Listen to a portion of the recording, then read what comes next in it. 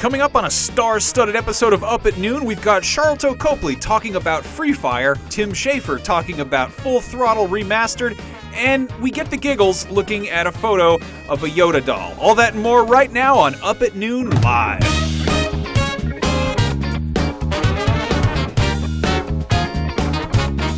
Hello everybody and welcome to Up at Noon once again. Normally we're live, we're not quite live today because we have a special guest. I'm Max Scoville, this is Brian Altano, we're regular guests. Sharlto Copley, you are the star of a bunch of movies, most recently Free Fire, which is a movie where you do a bunch of shooting in a warehouse.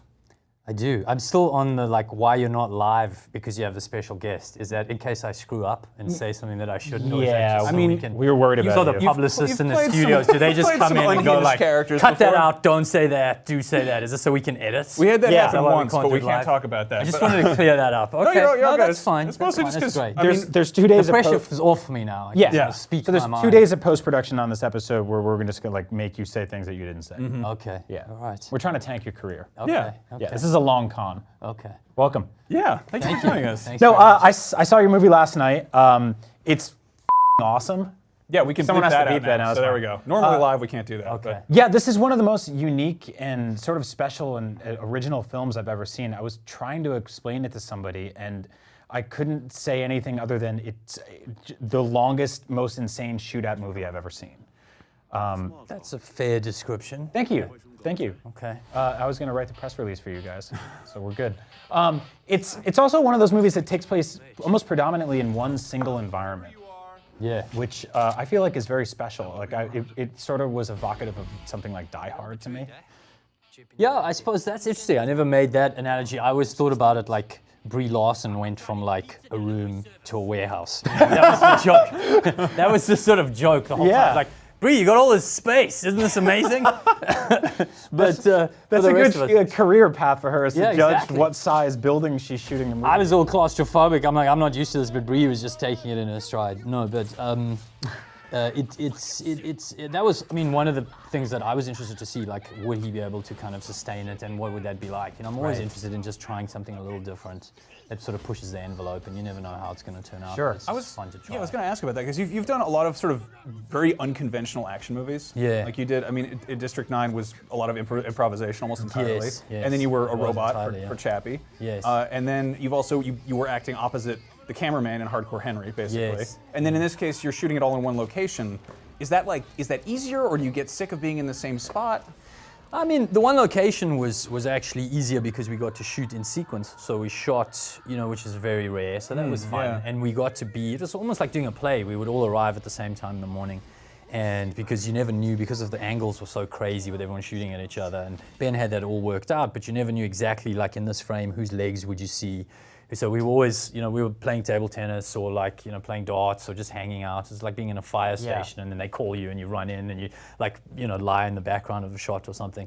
So there was a great opportunity to build camaraderie that you wouldn't normally have on a set. I was going to say that for first of all, I love your character and his mustache and your suit, which is a very, very, very special sort of swagger to everything. And he's completely untrustworthy. In fact, I had a hard time trusting anyone in this movie, which I think was part of the appeal. Yes. But there was They do deal in guns. Yes. So yeah. They're not right off the bat. You're like, well, what do you guys do? You deal in Trust me. It's totally legit. Yeah. They're in a warehouse. Problem. They're up to something kind of shady. Yeah. But for a movie about a bunch of people shooting each other, again, I'm being very reductive, and I mean that in the nicest way possible. It had this very kind of slapstick, almost Home Alone element to it, where people. Wow. Okay. Home Alone, Ben Wheatley. Apparently, it's Home Alone. Actually, I think somebody else said Home Alone somewhere now. I have really? But Home Alone. So that's the way to sell it. Home Alone meets Die Hard. Perfect. Bring your children. Okay, all right. Specifically because... Why Home Alone? Do enlighten me. I will. Specifically because in this film, there is a scene where you are lit on fire. Okay. And you kind of just power through it for a little bit, which is something Harry and Marv would have done in the hit film Home Alone. Okay. No, So I actually see that. Yeah, I wanted to ask you what a buff there, making interesting like savant. It was, like, it was a long walk film to get there. idiot savant who can just like, I connect this movie with this one, and everyone's like, no, you can't. He's like, yes, I can. Yes, I Here's can. how. Watch, and here's how to do it. What was it like getting lit on fire? That's a question I've never really got to ask anybody. It was, you know, I'd love to say that it was like super easy, and I was really cocky in the beginning because I thought this is gonna be easy film, relatively action-wise for me. It wasn't, you know, anything crazy. But the exciting thing was, hey, I'll be able to do the burn. So I said to Ben Wheatley, I was like, I really want to do the burn. And Ben's an incredible actor's director, and he was always iffy about that. He was like, okay, well, you know, if you really want to, I'll talk to them. But he kept, as the movie went on, he kept saying, like, you know, you don't have to do it. Like, he'd come in, and I'd be like, why are they making such a big deal of it? He was probably like, you have great hair. And then, like, what happened was, and then fire. I saw in the schedule, I noticed that the burn was the last day, because I remember I said it was shot in sequence, except for Sharlto Copley's burn day, where he's set on fire, comes, you know, after people have left. menacing. And That's that was, and then when I pressed it, that was for insurance. Yep. It's a low budget movie, and it's like, we're going to finish the movie. So they wouldn't do that for a normal stunt, you know. So there's definitely something around the odds and burning that becomes uncomfortable for insurance and for, you know, logistics. And so so I did the burn on the last day, and you know, it was all fine, but it was a little terrifying. Fire is a different thing, and when you saw how seriously all the stunt guys took it as well. Yeah. I've been in some crazy stunt movies, but the burns, man, and when they're going to set the act on fire, then it starts to get, and the more fire they're going to put on you, the more crazy the intense preparation. So were you wearing like just sort of flame retardant? It's incredibly impressive. I mean, you wear like flame retardant gel on a sort of a fire suit underneath everything, and that gel is so cold that if you were just wearing it now, you'd start shivering. Wow. So like, and you want that, man. obviously. Once the fire's on you, Yeah. you're glad for the freeze. But Yes. if you wait too long in that, you will actually start shivering. Like it's some sort of substance that is really, really chilling your body temperature down. Oh, weird. I had no idea. And so you've got that underneath, which is a great layer of protection. And then they set they put glue on you that they're going to set on fire. Huh. And you know, what made this one particularly a little bit more tricky was I have to put myself out, and I couldn't see when I was totally out. So it's like you have to sort of guess when you're out, go down, and then they were like, and if it's getting too hot, just, you know, lay flat down on the floor and we'll jump on you with fire extinguishers. Oh my God. And that's how they did it. And you're That's terrifying. You're in character while you're doing this too, so it's kind Yeah. of walking and chewing gum there. Yeah, the problem, actually, to be honest, the thing that started to sort of make me a little nervous was because we were out of sequence, I was then shooting some of the stuff after I'd been burnt before. So they did the prosthetic of me being third-degree burns on both arms, forearms, and hands, and actually the back of my head, which you don't get to see in the film. And we had a real medic, the real set medic, had worked with fire burns before. Mm-hmm. And I would sit and I'd be watching this prosthetic, and it was so well done that you'd look at your hand and your brain is like trying to comprehend. You know you're not burnt, but it looks so real, you know. And then this paramedic, I started asking him like, well, how real is this? And does this, you know, and then I'd say to him like, but if I was really set on fire, I mean, it'd take a long time to burn this much. And he's like, no, not 5-10 seconds. Wow. 10 seconds? Once your fat sets alight, then, you know. Oh, you'd reach- God. So if it goes wrong, you could look like that within like 10 seconds of the fat starting to burn on your hand. Well, you're wearing a ton of like rayon and 70s, you know, polyester type stuff. Yes, but they do spray all that stuff down, Okay. and they really try, you know, and they put gel in your hair and all of that. But so psychologically, like getting all these war tales, and then he was telling me about the different burn victims that he had sort of encountered. Oh, that's nice. So we were talking about it, and I was really Reassuring. going on. And then as I went on, I was like, this is really starting to feel worrying. So, but come the morning, I'd made such a thing of it, I had to just like man up. And Yeah, well, because that's like going bungee jumping, and there's like, hey, let me tell you some stories about all the time those ropes broke. Oh, God. Yeah. It's not good. So is this something you would ever do again? It sounds like it was such a process that it's like a once in a lifetime thing. I mean, I probably would because they did make it so safe, and the stunt guys are so good, man. And there's like, they're not going to let you burn, and there's like 5 of them will jump on you with fire extinguishers. It really just is the psychological thing that you have to get over. Right. Dealing with these guys, they're such pros. You know, when they do those really crazy full body burns and stuff, that's another league where they put masks on. And Do you have hats off to those guys. Do you have like a bucket list of things you hope to get to do in movies? Like, I I mean, don't. I should maybe consider that. because you've done some weird stuff. Like Yeah, you've sure. turned into partially an alien. You've been a cyborg. You've been a full-blown robot, and then you've Had you've my been set on face, like, fire. shot off. I've Had read my in nose shot in. yeah. I've read in interviews that you're not wild about playing villains because it does kind of mess with you. Yeah. What was the process kind of getting into character for Free Fire? This was fun because he's just, he's a fun character, and the tone of the movie was going to be fun, and we knew it was going to be a character movie. So you don't come to see it for the plot. You come to see it to watch interesting characters and great actors doing interesting characters, and everybody in this movie just brings something amazing. And so this for me was a question of sort of, well, Ben had said to me, we can do him South African, which originally was written as a British character, and there was a line even on the British version that they'd written where they said, Vernon, Brie Larson's character explains him and says, he was misdiagnosed as a child genius. Yeah. He never got over it. And it kind of set the tone for like what I could do with him and what I would be able to do to make him interesting. But I was really drawing on certain stereotypes and archetypes of, 70s, sort of international 70s with fashion and all that, but then specific South African dialects from that period and kind of slang and behavior and kind of calling girls doll or birds or, I do love that sort of aspect. the sexism and just being able to be like unabashedly, sort of macho, but not. And that's what also made him, I think. He's also like such a fussy dude when like the shrapnel starts blowing off parts of his suit. I don't think he's as worried about being hurt as he is about his style taking. No, in the beginning, he's because it doesn't seem serious enough. Yeah. It's a relative scale of stuff. So he's like, if he spent like a huge amount of money, it'd probably be like the most expensive suit that you could buy. So when that gets damaged, that's going to cross his mind.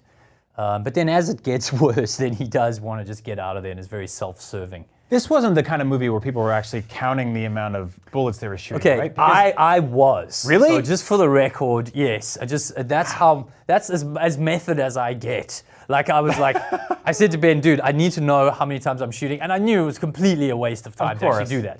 But I would do it. I'd be like, okay, I've shot 5, I've got like 2 more, and I've still got these many magazines. So There was it almost like a Zen-like amount of bullets being fired in this, and to the point where if you didn't hear gunshots for a few minutes, you were like, "Is everything okay?" Which is the opposite of what should happen. Yeah. Well, another thing that was a big surprise in the film, I came in again quite blasé about how easy it was going to be. The sheer volume of noise. When you have that many guns going in a warehouse, there is that noise, like shock factor, that concussion that you get from just spending all day. That was probably the hardest part, and playing.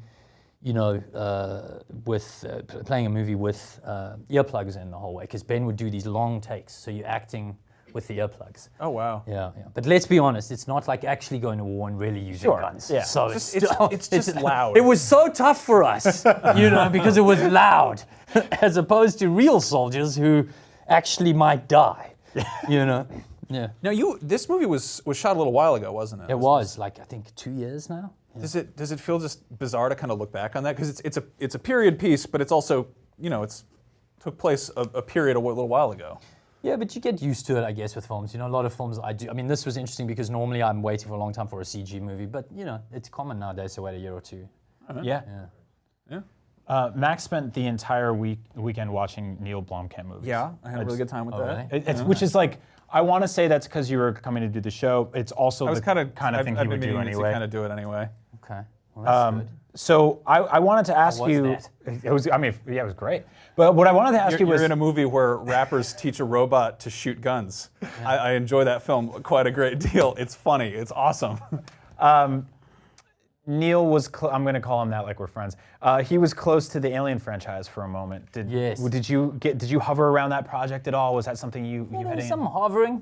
I saw a few things going on there, and I have a place in Vancouver, so I was in and out there. He was doing some amazing stuff, and I think it was unfortunate that didn't work out the right way. But he's got some really other amazing stuff up his sleeve now, so kind of changing the paradigm on things in the business, which I think is going to be fun to see. Honestly, I'm excited to see what you go and do next, because I mean, Neil Blomkamp's definitely a visionary director. He's got an idea of what he's doing. Ben Wheatley's also making some gorgeous stuff these days. Yeah. What was he like to work with? And I mean, you said he's an actor's director. Oh man, he was really, really one of the special relationships that I've had, in the business. And when my agents sent me the script, they said to me, "Listen, no matter what you think of the script, you really want to do this. Every actor that we represent that's worked with this guy in the past just raves about him nonstop." And I was like, wow, that's high praise. And I was a little suspicious because they represent him as well, as my agency. So I was like, okay, is that seriously? You would actually go that far? And they really did. And once I met him, or actually just Skyped him, I could just get a sense that this is definitely somebody. I could understand why. And it's hard I can try and sort of logically say it, he's sensitive to what actors would like and blah, blah, blah, but there's a certain energy that is just really fun to have around, and the way he kind of creates and protects the space for you is very special.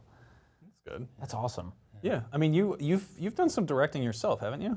Yeah. I mean, I started behind the camera, so I'm actually going back there now. So I'm working on my own film that I'm, wrote and will direct and act in. So Nice. yeah, doing that later. You're doing all of that? Yeah, and producing. That sounds exhausting.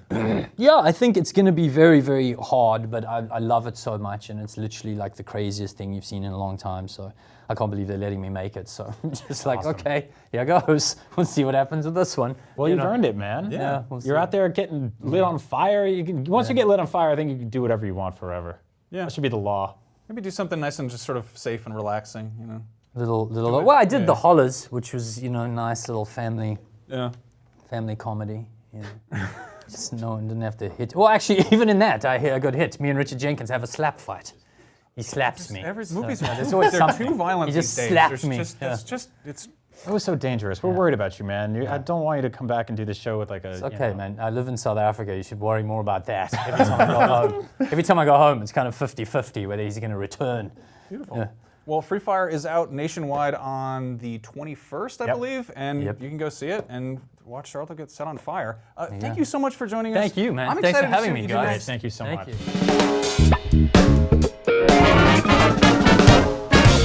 Hey guys, what's up? It's Brian, Max, and Tim Schafer from Double Fine. Today we're playing Full Throttle HD, remastered, remix. It's been 22 years since this game came out. Oh my God. I'm sorry to date you. Yeah, you wish you could date me. Welcome to Up at Noon. We wore our Tough Boy leather jackets today to really show Let off. it squeak. Can you? It squeaks. They can see it. Yeah, I think the cheap ones squeak. This one's just really just beat to crap. Yeah, this is good. So Full Throttle came out, 22 years ago, almost to the day. That's it. That's very impressive. This comes out the 18th. It came out 4/20/95. Blaze it. This was the 11th LucasArts adventure game on the Scum engine, something like that. Probably. Something like that. We've done the Medallion games. Day of the Tentacles. This is the first one that I was the project leader on by myself. And this was a weird one. This was kind of the first. I feel like this was the beginning of like you really kind of just doing some very Schafer-esque games. Like this was. It's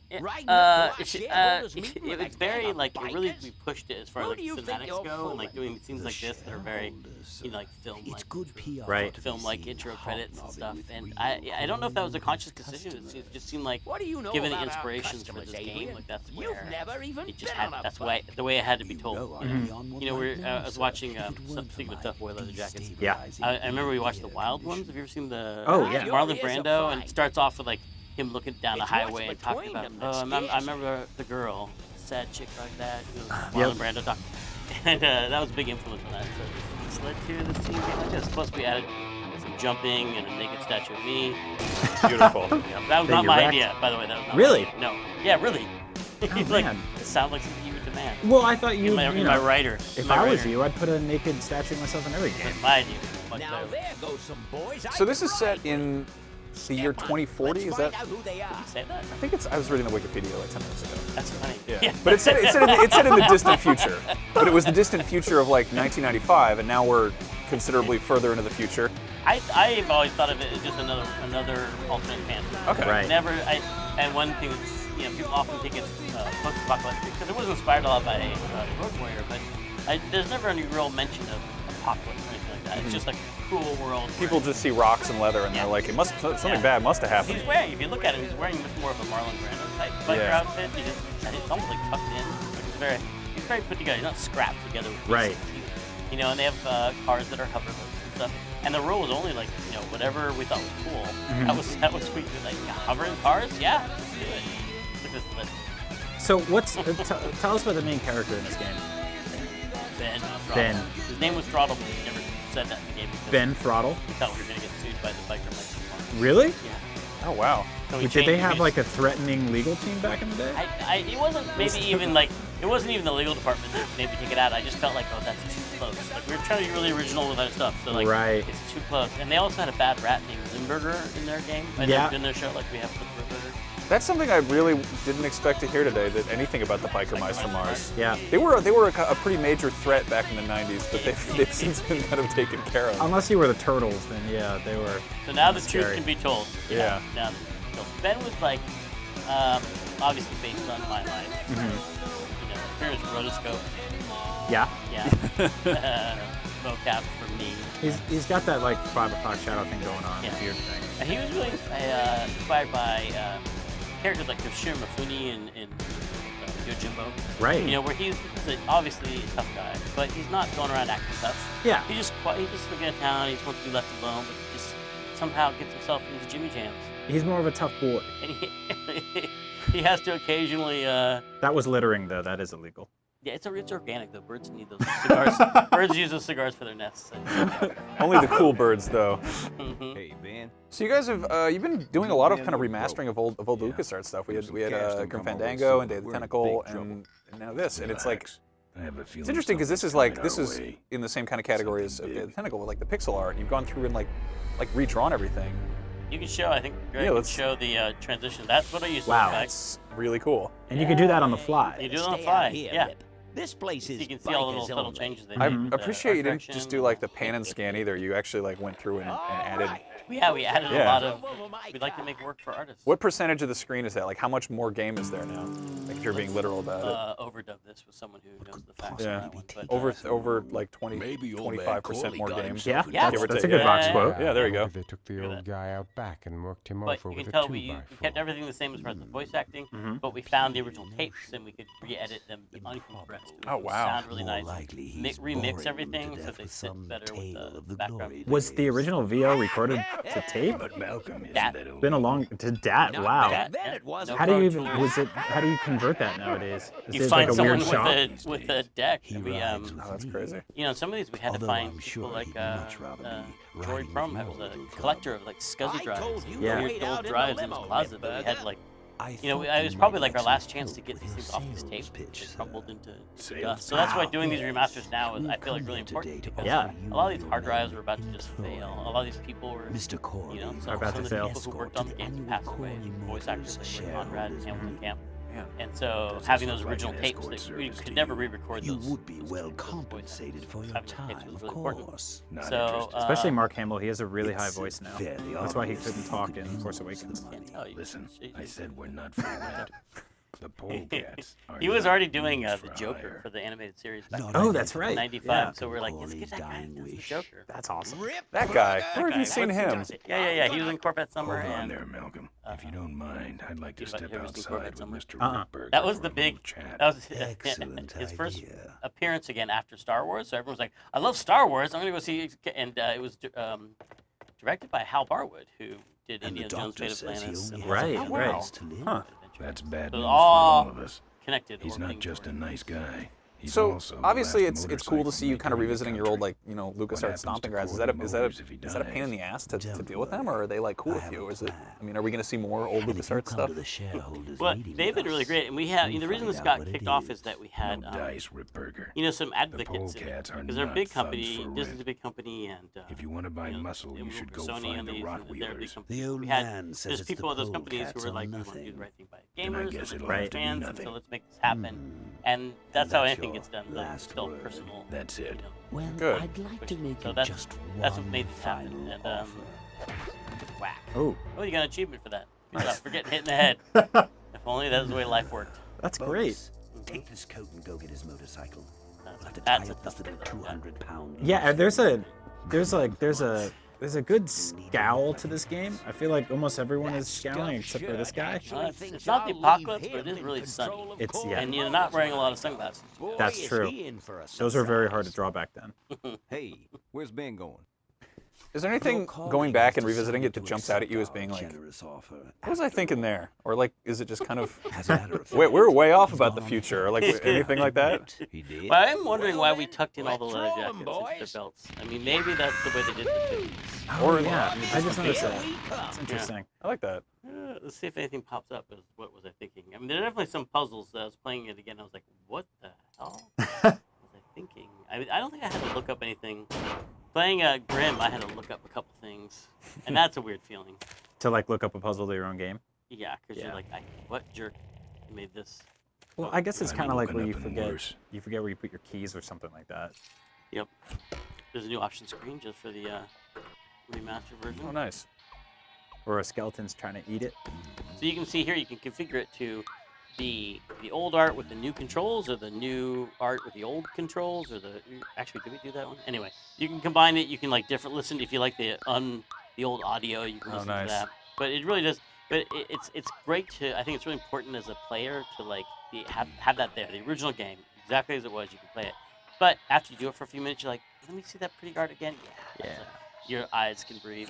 Yep. Like, your eyes breathe. That sounds That's creepy, a weird. That's anyway. very odd. Yeah. That's what eye drops are for, to open up those eyelids. But it's much nicer. And the audio guys were talking. I didn't really know this, but back on the old like PC speakers from the 90s, you didn't really have speakers often.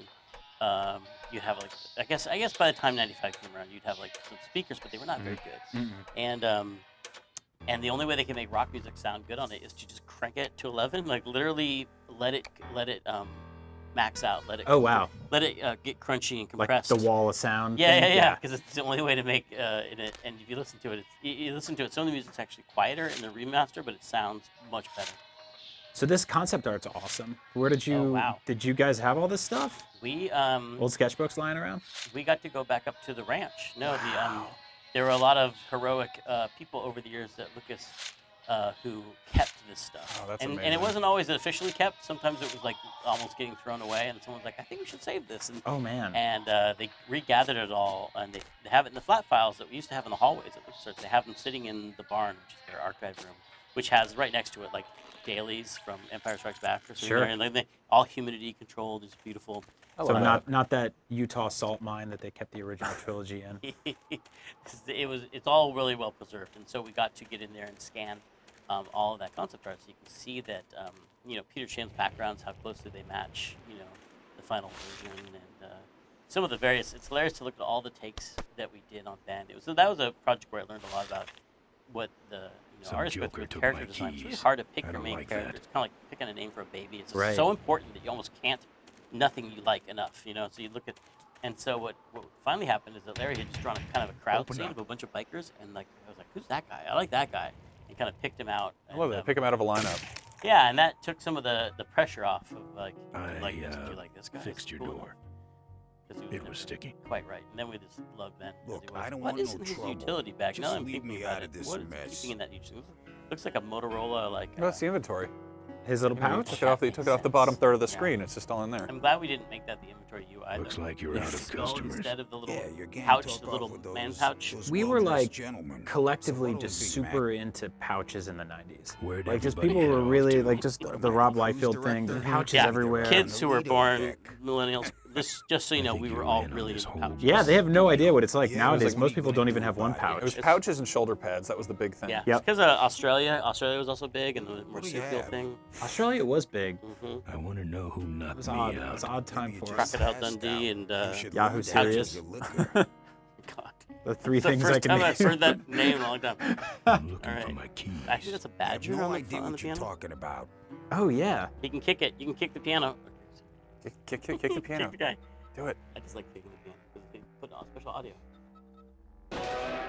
So did you have to go and actually remaster the sound of a piano getting its ass kicked? That's the original sound effect, but I think they. Cleaned it up a little. The monitor Yeah, it sounds doesn't great. have any controls. Yep. And we got Keith Karloff, the lead of You the know what Gone might look Jackals better band on your who nose? used for this, got his old reel-to-reel tapes. Wow. Which the original music The bar. to make a remix in stereo. Now don't mess That's around stereo. with That's me. awesome. I mean, this is so cool to see because like your video keys, games but I don't don't know really get nothing. this treatment enough. You know, like this archival. They told me to Either you slow have as like long a as possible. PC build that you've got to like, I don't you know, I don't know. add some I third-party overheard them say drivers or something to about get an it running ambush or up the emulate it. road. or What you know, else? maybe you get just a Nothing. remake. But it's cool to have all the options there. Yeah, I mean, I think we always have actually been able to rely on actually the community and the fans to keep really old Someone games did say alive. something about Their, killing you and making it look like an accident. Their whole I site's didn't do too dedicated to good of a supporting. job There's a there. Scum VM But and why like ambush a the fan made Bogans? to I'd better get make moving. a run of modern hardware, and that's always been something that's great. But they can't do things where we're going back to the source materials or explain the context of the game, how Yeah. it's made, like what we were thinking at the time, what the art was supposed to look like, what the music was supposed to sound like, and all the stories. Like if you listen to the commentary, we got a little team reunion. We got the artists and the audio and the producers back together, and we talked about all the recollections, and they had stories that I had long forgotten.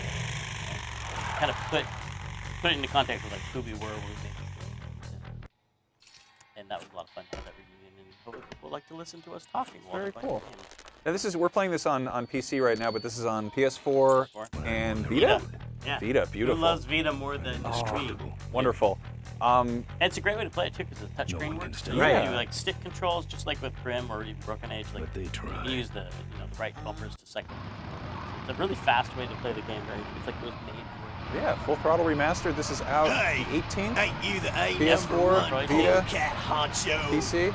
Other platforms To be eventually. decided, yeah. You're in my way. Yeah. And it's got all the bells and whistles Well, you get could used possibly to it, want. bud. So people who've never played it. When the rock wheelers hit the road. Tim, thanks for coming We own it. and dealing with our tough boy I'm bullying. serious. Yeah. Thanks for Cool not leather beating me up. jacket. You guys. Ah, we You couldn't do guys that. with those leather jackets and the tough. We We're have, actually we real have a babies. board with a nail in it, and it's very threatening. Yep. We should just get to that. I have a bottle. I didn't break it. I'll give it to you. Yeah, we have a lot of different compostable and recyclable weapons that we made That ourselves. does it. I wrote a list of meme names. Come on. I forgot it though. Well, I'd be happy to ride with you guys anytime. That's how we talk about this. That's it. Oh, us bike. We bikers. We bikers. Well, thanks for coming by, Tim. Thanks for having me. Come back soon. Oh, that poor bike. Welcome back to Up at Noon. I'm Brian. This is Max. If you're watching so far, very fun, very crazy episode between Sharlto Copley and Tim Schafer. Weird when those guests just line up. Yeah, it's very strange. Brian, I have a problem. What's that? They keep sending me these men. But these aren't any ordinary men. These are X-Men. Yeah, that's right. We got another box of the wonderful Marvel Legends from Hasbro that I would love to show off for you today, Brian. Let's do it. Okay. All right, we're doing it. Okay, yeah, we're here. We're There it here. is. Show me your toys. Yeah, so anyway, I mean, we talk about Marvel Legends whenever they send us a new case of them. These are great. They're available wherever you can find toys, pretty much. Yep. $20 a pop. I've been really excited about these. I think I saw these at Comic-Con last year. They've got this wonderful, if you're a 90s kid, you remember this version of Cyclops, just the original Jim Lee with the bandoliers and whatnot. He's doing the thing where he pushes his glasses. They've got Old Man Logan, as he looks in the comics these days. And then they've got a nice Colossus. Colossus comes with a bearded head too, and like occasionally they come out with a toy that I'm just like, I need to catch up on comics because I don't know when Colossus grew a beard and then turned it into organic steel. How but have they- apparently that happened? How have, like, canonically, how have they explained his ability to grow metal hair? I don't know, man. I mean, was it's gonna say, you really don't- like a you don't have to answer transformative that. thing. I don't. They go pretty deep with that stuff. Anyway, there's also Shatterstar, another '90s throwback from the old kind of Rob Liefeld era, where everyone had, Which, like, I had the original Shatterstar action figure. yeah, and he had like some dumb feature where he'd just be like, Yeah, he Yeah, would just move like his arm. kind of like crank a sword in the air. You know what I'm talking about? real weird. Who else you got over here? We got Polaris, who is sort of one of those kind of like sort of D-list X-Men. She winds up dating Havoc, who's Cyclops' brother. They had a Havoc in the previous series, which I don't think anyone really wants that much because I keep going to like Walgreens or whatever, and there's just a lot of Havocs there. Who's hiding back here? This is Sunfire, who's another like he's kind of like a Silver Age like 70s 70s and 80s X-Men character, and he basically was originally on the team, and he shows up. And he's just a real jerk, and he just quits. He just gets up and leaves, and he's like, I'm sick of these people. I don't want to hang out with them. This one I'm really excited about because I have just weird brain problems. This is Alison Blair, a.k.a. the Disco Dazzler. legendary 70s disco queen. She's got little roller skates and a microphone that you can take out. There is an incredibly cocaine-infused history of Marvel where they were, in the 70s, trying really hard to make Dazzler a thing. They wanted to make a Dazzler movie with all sorts of celebrities. They wanted to make a Dazzler actual album. And they were like, let's make an actual pop star. And people were like, dude, you make comics. What are you doing? So they kept trying to put her in everything, but we finally have an action figure of her in all her 70s glory. And then if you buy all these, you get bits and pieces to build a Warlock, who's from the New Mutants. Wonderful kind of Bill Sienkiewicz design.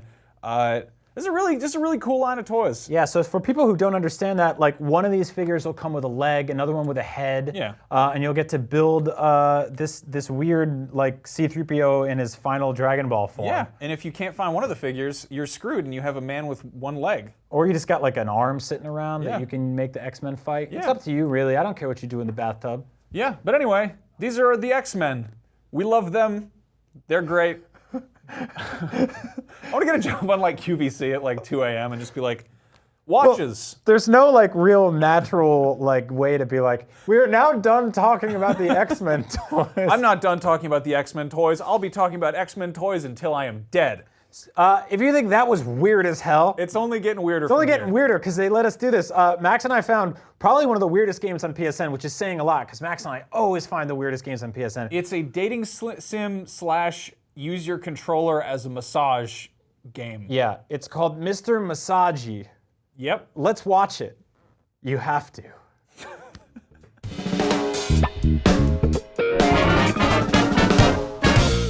Aloha and welcome to Mr. Massagey, the sexiest game on PSN this week. Okay, so here's the story behind this one. Every week, Max and I go on the PlayStation Store and we look for interesting new cool games to show our audience. This week we found this one. What? So I think it's a game about using the controller to massage yourself. Uh-oh. Should I leave? All right, I know how don't- you love I feel like massages. of the top 5 animals that don't like massages, I think birds and hats would be pretty up there. Turd? So it's like a dating massage game I don't where like they this. calls you a turd. I don't like this dead finger. Swiping for dates. This is really horrible. Wow, they called me a wanka. Oh my goodness. Okay, so I guess it's a game about dating, but also massages. Okay, so pick that. Not enough experience. she All looks right, beautiful. Go to hell. Yes, her. Click the heart. Perfect. It's a match. All right, so then we. What? What? Oh, the naked dancing rainbow man. What in the big wet hell is this game? Johnny is in a fancy shrimp restaurant. Fancy shrimps. Oh, this keeps getting better. Okay. What? Everyone calls me Tudo because you Okay. fart. Dang, I gotta go to the toilet. Yep. Johnny ran to the toilet but comes back. Oh my God. You took a dunk within the first 2 seconds of this date. That's how you. Ignore the question. No, run to the toilet again. Keep pooping. Just get it all out. Oh, we got 3 massagey points. I didn't feel anything. Is the rumble off? It was a very short massage. Oh, that's Just not- keep making the big sounds. What would you like to eat? Ooh, I big- want. Let's get. straight to the bone. But no, let's get big fat onion. I want a big onion lunch to go with all those craps we just took. Oh, bonus more points. masagi. Where are you supposed to put the controller on your back? Yeah. What you're is back. this game? Truth or dare? I say I don't want. I say I don't want to do this. No, I love games. Just say no. See what happens. Just say no. No. Yeah, just say it. See? Look what happened. Oh, we got massages anyway. I'm ready to break up with Tudo to get a hot massage from this sick lycanthrope. Yeah, we're doing great out here. This controller's vibrating a lot. Yep. Bunch. Just doing that a lot. Calm down, you night wolf. Oh, wow, we gotta chase the woman. Oh, give it to me. Here we go. Ah, that sick old wolf woman. She's really getting in there deep, up in them guts. Yeah?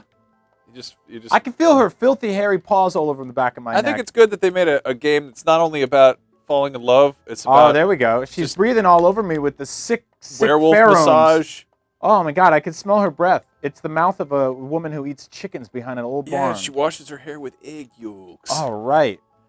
Well, I know what I'm doing with the rest of my day. Massage. Hiding in shame. That's Yeah. that's Mr. Massagey. It's $4 on PSN. Yep. You're gonna need one of these to play it though. A vibrating controller. Available where electronics are sold. Yeah. And while you're doing that, take your wallet and leave it in the store because you have no respect for it. Yeah. And maybe take some yoga classes and figure out how to kick your own butt. Yeah. Why would we play this game? We're back. Sorry you had to watch me get massaged. How's your shoulder feeling? It's all right. Probably pretty loose after that sweet massage. The apparently you can do anything you want can be a video game, and then in any store you can sell it on. So no cops, anything goes.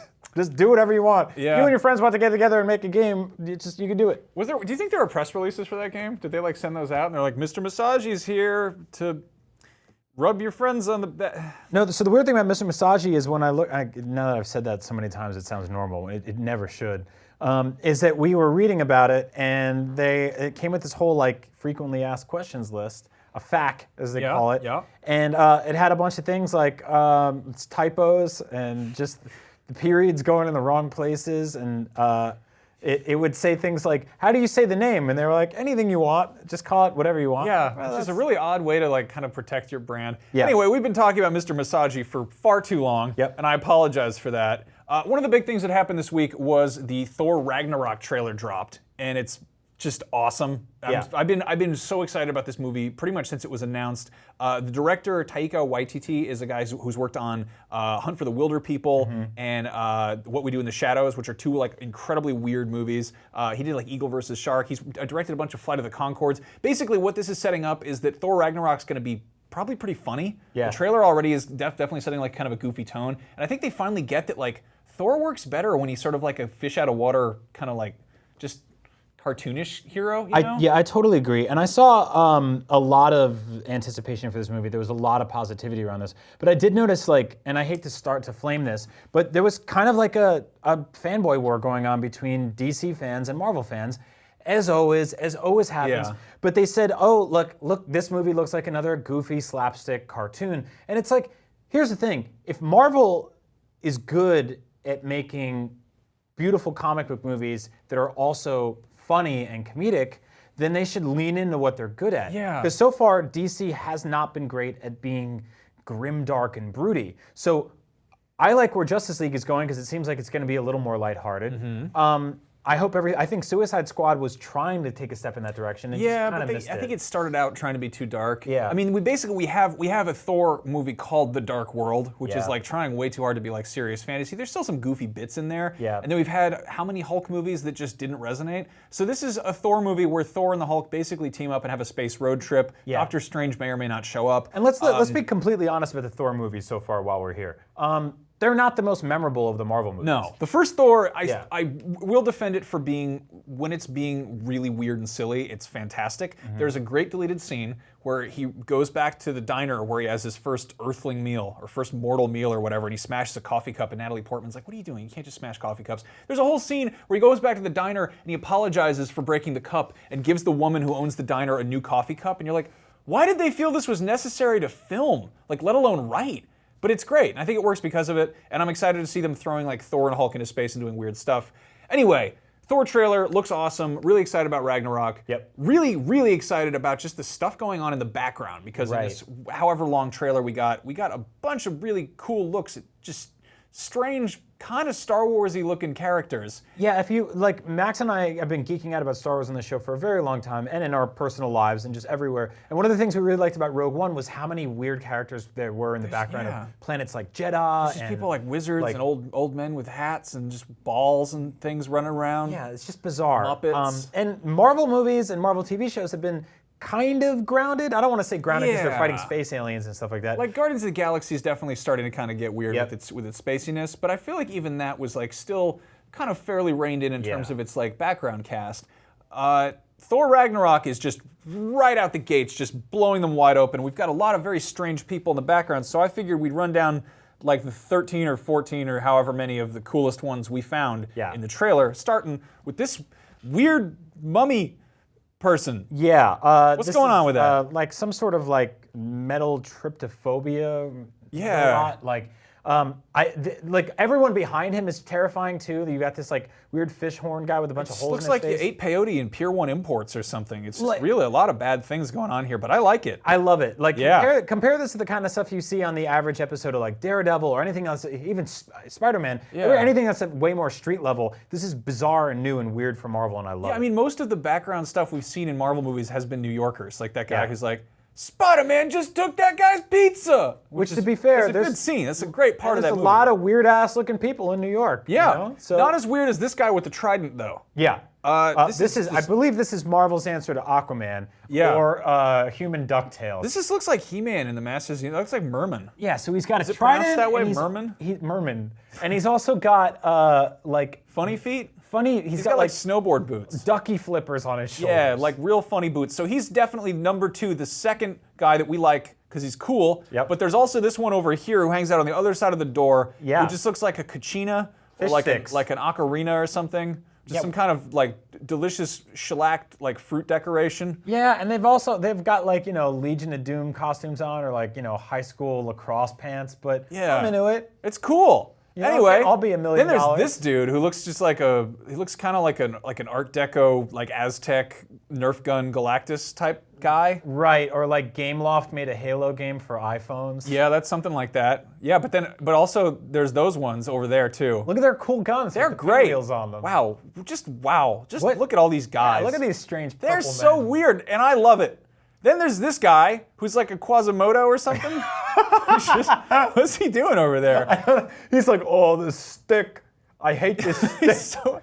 I gotta just go like a through the funny- stick tunnel and It's then just like hold a this weird stick. moon-faced like hunchback puppet man. What I love is in the shot you have Loki flipping knives and he looks so badass and But so he's cool. not as cool as the man behind him, who's and that then, guy. yeah, to the left is like, Then there's that other guy, the weird like, good lord, that startled me. Get that out of here. That actually scared me for a second. I thought I was having the episodes again. Anyway, there's that pointy man in the corner too. He's pretty good, but we couldn't get a clear shot of him. That's perfect. Then there's this whole scene. This guy looks like a cool, he looks like Galactus's chest, Yeah. or like a cool kind of totem jukebox. Or like an Etsy lamp inspired by the game Journey. Yeah, Like, and then there's also everybody. There's Trident guy again, and then there's the lamp woman, and then there's rustic crafts witch or something. And if you can't wait for this movie to come out and you want to meet some of these characters, go see Fish. Yeah, you can do that. Just eat stuff you find on the ground and see how that works out. Also, I couldn't even fit this entire couch in this shot because it's huge. Yep. But look at all these people. There's a bunch of them over there too. Is that Lenny Kravitz? I don't even know what's going on here. I cannot wait for this movie. It looks so friggin' weird. Jeff Goldblum and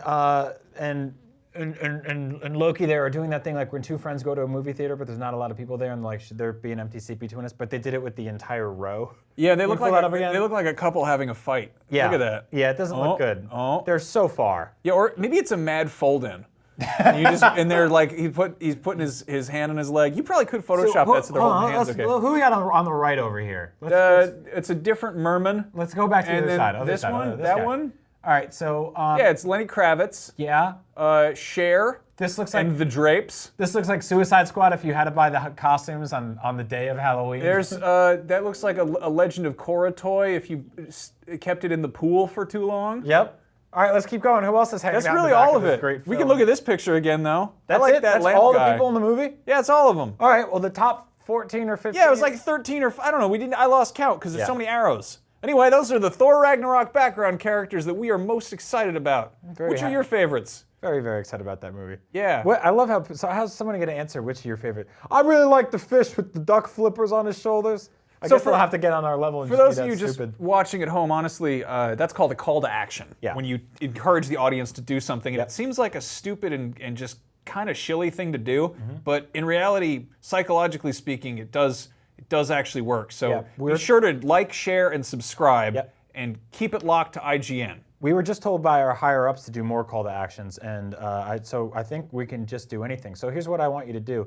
If you don't have any bees in your backyard, you should become a beekeeper. The world needs more bees. Honey is delicious, and you'd look cool with some stings. I bet girls would love that if you looked like a real badass covered in Yeah, or you could dress up like a cool like a screen door lamp wizard with those funny hats that you wear to keep the bees from getting in your clothes. That's true. A beekeeper's outfit is probably the number 5 way to get in the background of the hit film Thor Ragnarok. Yeah. Also, I talked about apples for a moment at the end of last week's show. I got cut off on that. I wanted to really just implore everybody, head down to your local grocers or supermart and just check out the selection of apples because there's really so many now. There's like bushels of them, and they come in all different flavors. They'll tell you what they're good for. We're gonna rank them soon right here on IGN. I'm going with the Grandma's Delicious, and that's a double entendre. Yeah, but we're gonna do it the next time that Apple unveils a new phone so that it's like trending or SEO friendly or whatever. Exactly. Yeah. And you'll be able to win a brand new Apple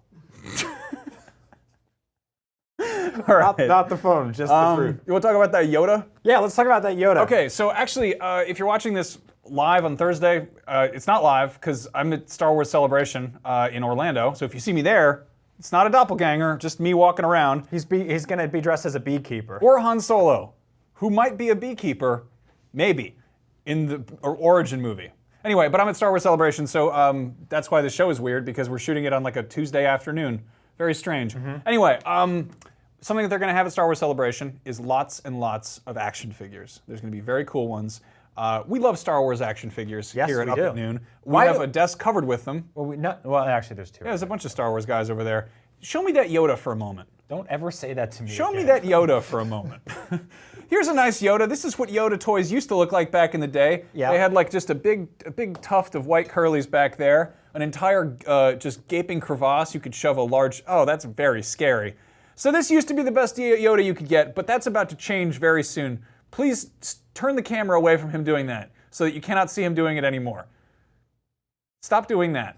Please don't do that any longer. Okay, he's gone. Anyway, Hot Toys, the guys who make those incredible action figures that even we can't afford with our billionaire Zeppelin pilot salaries, they're releasing a 1/6 Gotta sell scale those Yoda. bees, man. We're gonna be rich on bee money, aka honey bucks. Hot Toys is doing a Yoda toy. Look at the Yoda toy. Look at him perched out.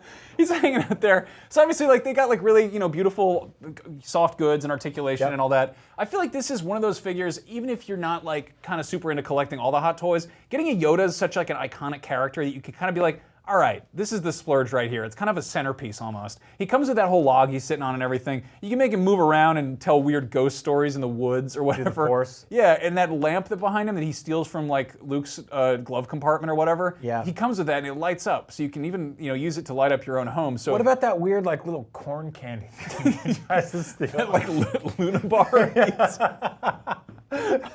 He's trying to steal that Luna bar from us. Why is it the funniest thing in the world?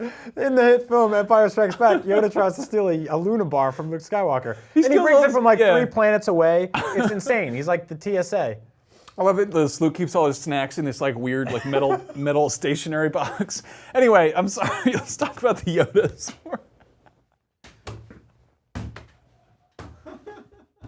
It's not even funny. It's Yoda. I'm sorry. I'm just very tired. How much does this go for?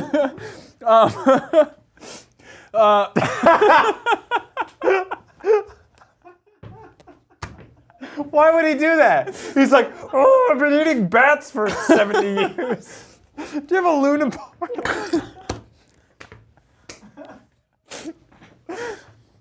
I'm crying. People are gonna I'm, be in the actually comments crying. like, "Is this like the 420 episode?" Are these They're guys like, what's high?" wrong with these men? We're not high or anything. We're just like, I'm just tired, and this is a weird Yoda toy. What other photos do we have It's of the that thing? 84th episode of the show. We've never gotten the giggles like completely. We just got Yeah. the giggles. It happens. It happens, all right? It's called the tickles, and some of us suffer from it, okay? Anyway, here's that short man. Anyway, he can also close his eye and just let out like a nice fart on the log. Like, Now, Max, this toy comes with several accessories.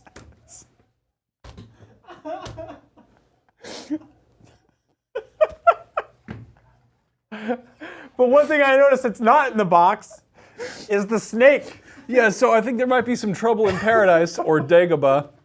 As you all know, Yoda and a snake are probably in a relationship because he's always got that snake all over him, Yeah. and it's in his house. It's real weird.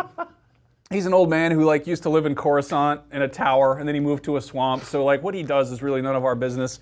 Who are we to judge? I think it's our business. We're putting it out there. I think Yoda and that snake have been making love for decades. And Yeah. Luke showed up, and he got right in the mix of it. And that's why he got to get that Luna bar. As you can see, he comes with various hands that Yeah. you can put all over him. He's got And his stick. gimmer stick and his various floating rocks, but he does not have the snake, which means that either you're paying $200 for a very nice Hot Toys action figure that does not include Yoda's snake lover, or you have to go and buy a separate 1/6 scale snake from some other, third-party, distributor. Now, I have a problem with this, and I support Hot Toys, and I support the work that they do, but I think that they are very, very sexist and racist and snakeist against Yoda's beautiful boyfriend, the snake.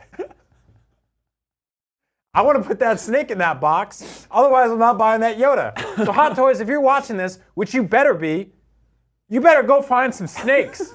And you put them in that box with some Luna bars, and you make this a deal. Then I'm all over that little beast. There's a cool trick you can do if you want to just make, Yoda eat the Luna bars, is you can go and get like some Pocky and just break off a little piece about the length of your pinky nail and just give him to it with his funny hands, and he can crunch away on it like he's been digging through that large igloo cooler that Luke keeps in his ship. Did we really just laugh about Yoda for like 15 minutes? Yes, we did. All right. Think about that snake, aren't you? Yes, I'm thinking about that snake.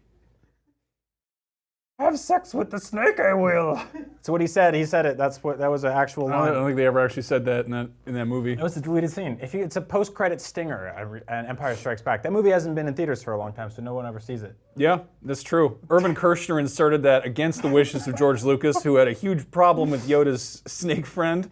And afterwards he said, Irv, I need to speak to you at Skywalker Ranch about the post-credit stinger.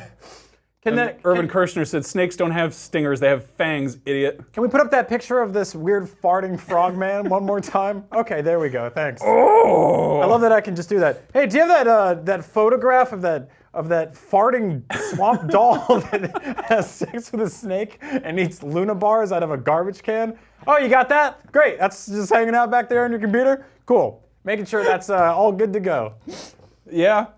I don't know what else to do. Yeah. That's it. We had two guests. We played with Dazzler, and then we talked about the man that has sex with the snake. There he is. That's up at noon. I think we're sponsored this month. I forget. Anyway, thanks for watching. I'm Brian. That's Max. You can find us in the club, Bottle Full of Bub. Don't you start with that again. There's always going on about finding him in the club. That's He's true. lost in there. 50 Cent has been lost in the club for years now, and you just need to find him. Just listen to the lyrics of the song to solve the clues. Like a trail of lyrical breadcrumbs. That's up at noon, and we did it. We'll be back next week with a regular-ass show that makes a lot more sense, but is still just as dumb, because Yoda will still be having sex with that snake. Yeah, yeah. See? Sure does, yep. Thinking about that snack. You know what next week's show is, don't you? April 20th. Ah, great. That's going to go well.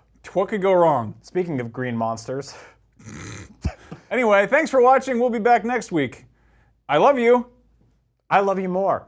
We both love you. But I love you a little bit more. Hey, also, look into getting a hammock. Yeah. They're not that expensive, and they're a great time. You can sell your bed and get at least 30 of them for the same price. Those weird, like, the big V-shaped metal things you can put the hammock in, Yep. They look unwieldy, but they're fine. Yeah, I totally agree. That was really all we had to say. That was it. You got to get Yep. yourself a good hammock. It's hammock time of the year. Yep. Thanks for watching. There's that guy again. There he is, my favorite snake-sexing frogman.